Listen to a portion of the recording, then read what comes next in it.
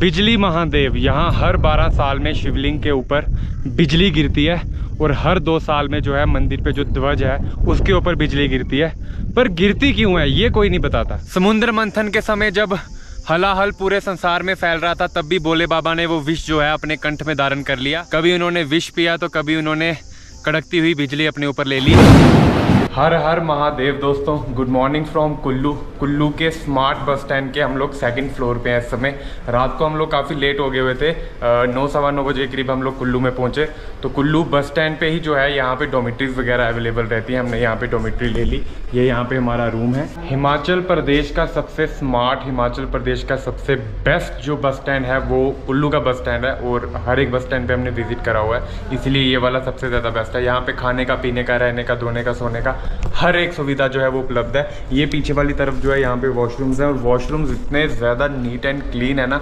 बाकी जो बस स्टैंड्स पे रहते हैं ना वॉशरूम, जहाँ पे अंदर तक जाने का मन नहीं करता और आपसे 5 to 10 रुपीज़ लिए जाते हैं, यहाँ पे ऐसा कुछ भी नहीं है। हर एक जगह पे, दोनों साइड पे, हर एक फ्लोर पे यहाँ पे जो है वाटर एंड वॉशरूम सुविधा जो है वो उपलब्ध है। पूरा का पूरा बस स्टैंड जो है बहुत ज़्यादा नीट एंड क्लीन है। अभी नीचे वाली तरफ आप देखिए, यहाँ पे साफ़ सफाई का काम चल रहा है। ये नीचे जो है बसेस वगैरह खड़ी हैं। हमको आज जो जाना है ना वो जाना है बिजली महादेव। बिजली महादेव की बस जो है सुबह पहली 9:40 पे जाती है, जो कि हमने मिस कर दी हुई है। तो अभी हम लोग यहाँ से जाएंगे। पहले नहा हमने लिया हुआ है। पीछे वाली तरफ जो है वॉशरूम्स हैं। अंदर जहाँ पे हम लोग रुके हुए थे वहाँ पे भी वॉशरूम्स हैं, अटैच्ड वॉशरूम्स है। वो आपको डॉर्मेट्रीज अभी जाके दिखाएंगे। साथ में ही जो है यहाँ पे ऊपर वाली तरफ जो है कैंटीन है यहाँ पे कि 60 रुपीज़ में बहुत बढ़िया ब्रेकफास्ट करो, लंच करो, डिनर करो, ज़बरदस्त खाना। सबसे आगे वाली तरफ जो है वहाँ पे गेस्ट रूम्स है। ये यहाँ पे जो है फीमेल डॉर्मेट्री है और ये हमारी वाली मेल डॉर्मेट्री थी। ये हम लोग यहाँ पे रुके हुए थे। यहाँ पे ज़्यादा कोई था नहीं, सिर्फ हम थे और जो कैंटीन वाले हैं 2-3 लोग वो यहाँ पे रुकते हैं। बाकी पूरे के पूरे डॉम्स जो हैं ये खाली ही पड़े हुए थे। गवर्नमेंट रेट पे आपको जो है यहाँ पे डॉम्स मिल जाएंगे। जो होटल है उससे काफ़ी ज़्यादा कम कॉस्ट रहती है और काफ़ी ज़्यादा अच्छे है। चार्जिंग सुविधा है, वॉशरूम सुविधा है, हर एक चीज़ आपको मिल जाएगी। साथ में बिल्कुल जो है 24/7 यहाँ पे लॉकर रूम की सुविधा है। हमने हमारा जो साइकिल और लगेज है वो भी एक जगह पे छोड़ा हुआ है, वो नीचे जाके आपको दिखाएंगे। कॉस्ट जो है यहाँ पे डॉम्स की वो 300 रुपीज़ है, जो कि गवर्नमेंट रेट है। हालांकि हमको थोड़ा सा कम में मिल गया हुआ है। मन तो कर रहा है कि साइकिल ही निकाल लेता हूँ। वो पीछे वहाँ पर जो है क्लॉक रूम में हमारी साइकिल पड़ी हुई है, क्योंकि बस हमें जो है वो मिल गई हुई है बिजली महादेव की। ये जा रही है, पर ये जो है आधे घंटे के बाद जाएगी। पर धूप देखो आप कितनी ज़्यादा कड़कती हुई निकल गई हुई है। वेट कर लेते हैं आधा घंटा, अंदर जाके छाँव में बैठते हैं। वहाँ पे साइकिल लेके जाएंगे तो स्वेटिंग हो जाएगी, पूरी एनर्जी एग्जॉस्ट हो जाती है।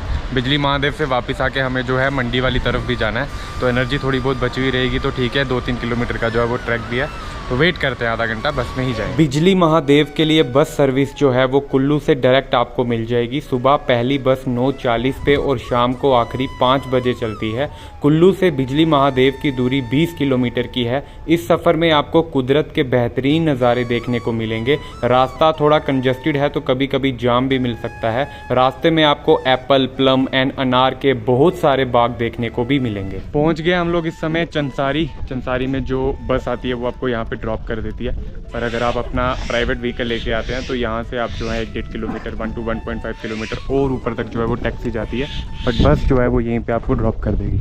तो क्योंकि हम लोग पैदल यात्री हैं तो हम लोग शॉर्टकट वाला एक रूट लेंगे, जो कि बाय फुट ही आपको जाना पड़ेगा।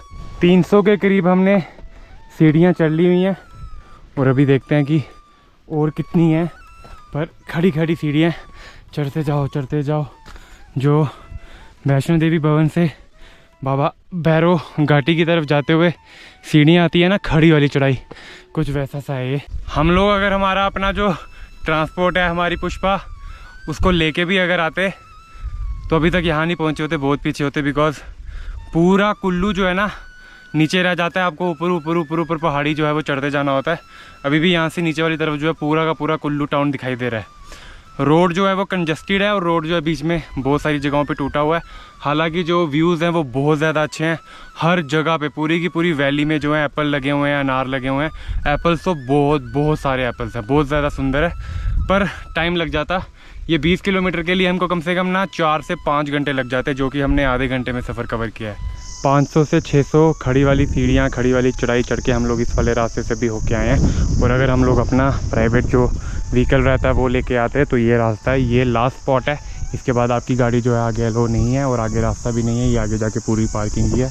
ये गांव का जो नाम है वो है कराटे और यहाँ पे ये साइन बोर्ड लगा हुआ है शिवा टेम्पल। मंदिर दूरी 1.5 किलोमीटर। तो यहाँ से अभी हमें जो है 1.5 किलोमीटर और सफ़र तय करना। एक अलग ही शांति है कुछ यहाँ पे। हाँ, ये जो पेड़ों के अंदर से आवाज़ आ रही है ना, क्या कहने इसके। और ये देखिए SSB की तरफ से एक बहुत ही अच्छा कोट लिखा गया है, धरती माता करे पुकार, आसपास का करो सुधार, सशस्त्र सीमा बल। अभी हम लोग जो हैं लगभग 1 किलोमीटर कर आए हैं, 500 मीटर ही और बचा हुआ है। पर मैं आपको बता दूं कि जो बिजली महादेव का ट्रैक है, जो बिजली महादेव की यात्रा है, वो बस ऊपर ऊपर ऊपर ऊपर चढ़ते जाना। अब जिन लोगों ने श्रीखंड महादेव यात्रा, किन्नौर कैलाश यात्रा या फिर मणिमेश कैलाश यात्रा करी हुई है, वैसा सा ही है। क्योंकि ये तीनों यात्राएं जो हैं अमरनाथ की तरह नहीं। अमरनाथ यात्रा जो है वो 2-3 टॉप्स आते हैं, गणेश टॉप, पिस्सू टॉप, उसी में आपको जो है ऊपर चढ़ना होता है, फिर नीचे ऊपर नीचे ऊपर नीचे ऊपर होता रहता है। पर ये जो मैंने आपको 3 यात्राएं बताई, इनमें एक बार आप स्टार्ट करा तो फिर आप ऊपर चढ़ते जाते हो। बिजली महादेव की यात्रा भी कुछ ऐसी सी है। बस एक चीज़ है कि वो जो है 14, 15 किलोमीटर तक की यात्राएं हैं, और ये जो है सिर्फ 1 to 1.5 किलोमीटर। सबसे ज़्यादा अच्छी बात पता है क्या है, कि जब से हमने ये यात्रा शुरू करी हुई है ना, जब से पैदल चलना स्टार्ट किया हुआ है, तब से कोई भी हमको जो इंसान है वो दिखाई नहीं दिया है। बीच में एक जो था वो काले रंग का डॉगी आया था, तो वो साथ में थोड़ा सा चला, उसके बाद उसको कुछ अपने साथी मिल गए तो वो उनके साथ साथ चला गया कहीं और। अकेला हूँ, मैं ही हूँ, कुदरत है। धूप आ रही है बीच बीच में, हाँ गर्मी थोड़ी थोड़ी है, बट जैसे जैसे हम लोग ऊपर चढ़ते जा रहे हैं, थोड़ी देर के लिए अगर 1 मिनट के लिए भी रेस्ट कर रहे हैं तो जो स्वेटिंग हो रही है हल्की हल्की वो सूख रही है। मज़ा बहुत ज़्यादा आ रहा है, शांति बहुत ज़्यादा मिल रही है, बहुत ज़्यादा अमेजिंग एक्सपीरियंस है यहाँ का। अब क्योंकि ये जंगली इलाका है, तो जिन्होंने सुना होगा अच्छी बात है, जिनको नहीं पता उनको मैं बता दूँ कि अभी 1-1.5 महीना पहले यहाँ पे जो है बियर अटैक हुआ है। मंदिर के जो मुख्य पुजारी हैं, मंदिर के जो गुरु हैं, उनके ऊपर जो है भालू ने अटैक किया था। उनके पेट पे, एब्डोमेन पे थोड़ी बहुत चोटें आई थी, पर थोड़े दिनों के बाद वो जो है वापस से ठीक हो गए। तो हमारी जो आंखें हैं वो हमने चारों तरफ रखी हुई हैं, कहीं एकदम से भालू ना आ जाए। आ भी गया तो क्या क्या कर सकते हैं। वो जो पुरानी वाली जो स्कूल में हमको पढ़ाई जाती थी ना, कि भालू आ जाए तो सांस बंद करके चुपचाप बैठ जाओ, लेट जाओ, चित्रे उड़ा देगा आपके, वो कुछ नहीं है। ये है कि पेड़ के ऊपर चढ़ जाओ, या तो ये कर लो, या फिर जो मैंने एक्सपीरियंस करा है, एक बार चिल्लाओ, जितनी ज़ोर से हो सकता है उतनी ज़ोर से चिल्लाओ और निकलो। पीठ कभी मत दिखाना भालू को, नहीं तो डलहौजी खजियार से थोड़ा सा आगे तरफ जाएंगे ना, तो वहाँ पे हमने एक बार भालू का सामना किया हुआ है। भालू मतलब ऐसे नहीं कि सामना किया, कंपटीशन किया उससे, वो अगर किया होता तो मैं यहाँ पे आज होता नहीं। पर हमारे पास से जो है भालू निकला और वो आ रहा था, बट साथ में जो है वो 4-5 लोग और थे वहाँ के लोकल, तो उन्होंने चिल्लाया, उन्होंने इतनी तेज़ चिल्लाया ना सब ने मिलके, तो जो भालू है वो वहाँ से साइड की ओर चला गया। और वहाँ के जो लोकल्स थे उन्होंने मुझे भालू से रिलेटेड काफ़ी सारी इन्फॉर्मेशन दी। उन्होंने बताया कि जो किताबी बातें होती है ना, वो रियल लाइफ में काम नहीं। अब देखो, जिनको एक्सपीरियंस है, जो लोगों का तजुर्बा वैसा रह चुका है, वो ज़्यादा अच्छे से बताएंगे ना। तो भालू की जो शेप है ना, भालू का जो आकार है, वो घबराने वाला है, वो आपको आपके अंदर डर पैदा कर देगा। भालू दिखने में कुछ ऐसा, और जब वो आवाज़ करता है, एक अलग ही कुछ भालू की आवाज़ आती है। लेपर्ड जो है, लेपर्ड हम लोग 10 से 12 बार लेपर्ड देख चुके हैं, पर वो क्यूट से होते हैं थोड़े से, मतलब होते वो भी खूंखार हैं, वो भी खा जाएंगे, आपको नुकसान कर जाएंगे। पर लेपर्ड ना क्यों, अब देखो डलहौजी में ही हमने, डलहौजी में जो लोग गए उनको पता होगा, एक स्कूल आता है ऊपर वाली तरफ जाते हुए, hill top school. Hill top school के ना बिल्कुल साथ में एक कैफ़े है, उस कैफ़े के ऊपर वाली तरफ जो है, वहाँ पे हमने नाइट स्टे किया था। तब वहाँ पे कंस्ट्रक्शन चल रही थी, अब तो वो बन गया है। वहाँ पे नीचे हमने जो है लेपर्ड विद फैमिली मतलब माँ बाप और उनके 2 बच्चे छोटे छोटे, इतने ज़्यादा क्यूट थे ना, वो सब देखे हुए हैं। बिजली महादेव की कई सारी मान्यताएं हैं, बिजली महादेव की कई सारी कहानियाँ हैं, बट जो सबसे ज़्यादा पॉपुलर है वो एक सांप, जो एक राक्षस था। ऐसा बोलते हैं कि कुल्लू में ना, ये पूरा का पूरा जो कुल्लू है, ये एक सांप की पीठ के ऊपर पहाड़ है, या फिर वो जो सांप है वही पहाड़ में टर्न हो गया था। महादेव ने जो है उसके सिर पे त्रिशूल से वार किया था, क्योंकि वो जो है पूरा का पूरा जो कुल्लू शहर है उसको पानी से डुबा देना चाहता था, सब लोग मर जाएं, सब जानवर मर जाएं। ये कहानी है जो काफ़ी ज़्यादा पॉपुलर है, मैक्सिमम लोगों को पता होगी। पर जो पौराणिक कथाएं हैं उनके अकॉर्डिंगली क्या कहानी है, वो आपको थोड़ा सा ऊपर जाके बताते हैं। बिजली महादेव, यहाँ हर 12 साल में शिवलिंग के ऊपर बिजली गिरती है, और हर 2 साल में जो है मंदिर पे जो ध्वज है उसके ऊपर बिजली गिरती है। पर गिरती क्यों है ये कोई नहीं बताता। इस मंदिर पे हर 12 साल बाद शिवलिंग पर गिरती है बिजली। बिजली गिरने से ना तो मंदिर को ना किसी और वस्तु को कोई भी नुकसान होता है। पुराणों के अनुसार वशिष्ठ जी ने महादेव से विनती की कि संसार को बिजली से होने वाले प्रकोप से बचाइए। वज्रपात ना केवल मनुष्यों को वह सभी प्राणियों को हानि पहुंचाता है। जब महादेव ने इंद्रदेव से इसका समाधान पूछा तो इंद्रदेव ने कहा, बादलों के बीच उत्पन्न होने वाली शक्ति का निकास आवश्यक है, प्राकृतिक है, इसे रोका नहीं जा सकता। तब महादेव ने कहा, यदि ऐसा है तो जालंधर का संहार यहाँ मैंने किया था, उस पहाड़ी पे मैं विराजमान हूँ, आप वज्रपात उस शिवलिंग पर कर लें। तब से युगों युगों से हर 12 साल बाद शिवलिंग पर और हर दूसरे साल मंदिर के ध्वज पर बिजली गिरती है। बिजली गिरने से खंडित शिवलिंग के अंशों को गाय के पहले दूध से जो मक्खन बनता है उसे वापिस से जोड़ा जाता है और कुछ समय बाद शिवलिंग ठीक पहले जैसा हो जाता है। समुद्र मंथन के समय जब हलाहल पूरे संसार में फैल रहा था तब भी भोले बाबा ने वो विष जो है अपने कंठ में धारण कर लिया। और संसार में जब जो है बिजली से प्रकोप हो रहा था, बिजली से जो है हाहाकार मच रहा था, तब भी जो बिजली की ऊर्जा है उसको अपने ऊपर जो है भोले बाबा ने ले लिया। बिजली की वो ऊर्जा धारण करने की क्षमता महादेव के अलावा और किसमें होगी। कभी उन्होंने विष पिया तो कभी उन्होंने कड़कती हुई बिजली अपने ऊपर ले ली। बोलो हर हर महादेव। अगर आप महादेव के भक्त हैं, अगर आप शिवमय हो चुके हैं तो हलाहल जो है थोड़ा बहुत विष जो है आपके जीवन में किसी ना किसी रूप में तो आएगा ही आएगा। हमेशा जो है वो अच्छाइयाँ, हमेशा जो है वो खुशियाँ नहीं रहती, छोटी मोटी तकलीफें भी साथ साथ में ही चलती रहती हैं। बिजली महादेव शिवलिंग के दर्शन करने के बाद अब हमको जो है प्रसाद रूप में ये खीर मिल चुकी है। तो यहाँ पे हम लोग थोड़ी देर समय जो है वो व्यतीत करेंगे, आराम से खीर खाएंगे और फिर नीचे की ओर चल पड़ेंगे। नीचे के नज़ारे चेक करिए आप, कितने ज़्यादा सुंदर हैं। बुग्याल गंगोत्री जाते हुए और दियारा बुग्याल हो गया, हिमाचल प्रदेश में जो है सूरल भटोरी हो गया, ऐसी ऐसी जगहें हैं। पेड़ों के बीच से देखो कितनी प्यारी सी लाइट आ रही है, कैनोपी। और नीचे हम लोग जा रहे हैं। ट्रैक चाहे कोई भी हो, यात्रा चाहे कोई भी हो, ऊपर चढ़ना हमेशा से आसान रहा है, नीचे उतरने में हमेशा तकलीफ होती है।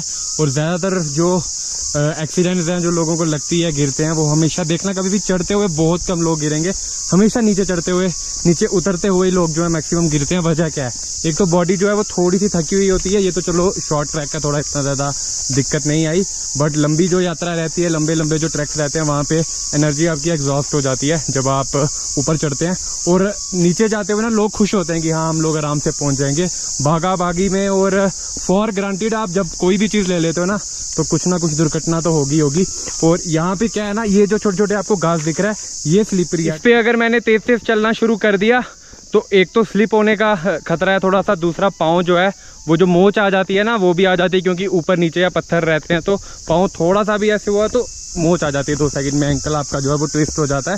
बट हमें जो है जल्दी जल्दी जाना है, क्योंकि जब हम लोग आ रहे थे तब नीचे जो बस वाले भैया थे उन्होंने बताया कि 4:30 के बाद जो है 4:30-5 बजे के बाद कोई भी बस आपको कुल्लू तक के लिए नहीं मिलेगी, तो फिर पैदल या लिफ्ट लेते हुए जाना पड़ेगा। चलेंगे जल्दी जल्दी चलेंगे, बट ध्यानपूर्वक चलेंगे।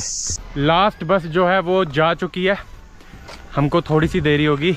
एक्चुअली एक बस जो है निकलने से पहले हॉर्न वगैरह बजा रही थी, मैं भागा बट जितना भी भागा जब तक मैं पहुंचा वो बस जो है जा चुकी थी। 2-3 मिनट का हार्डली फ़र्क पड़ा होगा। तो अब हम लोग जो हैं वो पैदल ही चल पड़े हैं, जिसमें से 20 किलोमीटर में से 6 किलोमीटर का डिस्टेंस हमने कवर कर लिया हुआ है और बाकी भी हो ही जाएगा। ठीक है, ढलान है, इतनी ज़्यादा थकान भी कुछ हुई नहीं है। चलते चलते सबसे बड़ा बेनिफिट हमको ये हो रहा है कि हमको एप्पल हो रहे हैं बहुत सारे ऑफ़र। ये पूरी की पूरी वैली जो है ना, पूरा एरिया सेब ही सेब है। यहाँ पे बहुत सारे सेब, तो दुकानों वाले जो हैं चलते चलते 1-2 सेब ऐसे ही पकड़ा रहे हैं, 1-2 हम लोग जो है ऐसे ही निकाल रहे हैं पूछ के, जहाँ कहीं भी है बड़ा वाला लाल वाला सेब मिलता है। सेब ही सेब हो गया, अभी तक 10+ खा चुका हूँ। लिफ्ट जो है वो हमें मिल गई थी लास्ट के 10 किलोमीटर में, जो सेब लेके आती है ना कैंपर वैन, उन्होंने हमें बिठा लिया और उसके बाद उन्होंने हमें नेशनल हाईवे पे छोड़ दिया। वहाँ से 1 किलोमीटर वॉक करते हुए हम लोग कुल्लू बस स्टैंड पे आ चुके हैं। तो बस स्टैंड से मैंने जो है मेरा बैग ले लिया हुआ है, बिकॉज इसके जो चार्जेस हैं वो एक्स्ट्रा पड़ रहे हैं। 40 रुपीज़ पर डे, 24 आवर्स के आपको लगेज के चार्जेस पड़ते हैं। उसके बाद अगर आप एक्सटेंड करते हैं 12 आवर तो 20 रुपीज़ पर डे। तो साइकिल हमने वहीं पे अंदर ही छोड़ दी हुई है। अभी देखेंगे आज फिर से वहीं पे शायद से डॉर्मिटरी में रुकें या कहीं और रुकें, वो देख लेते हैं। पहले हम लोग जो है अभी थोड़ा सा कुछ भोजन कर रहे हैं, छोटा मोटा समोसा खा रहे हैं, साथ में चाय मंगाई है। उसके थोड़ी देर के बाद जो है वो खाना खाएंगे। अब आपसे जो है सीधा कल के ब्लॉग में मिलेंगे।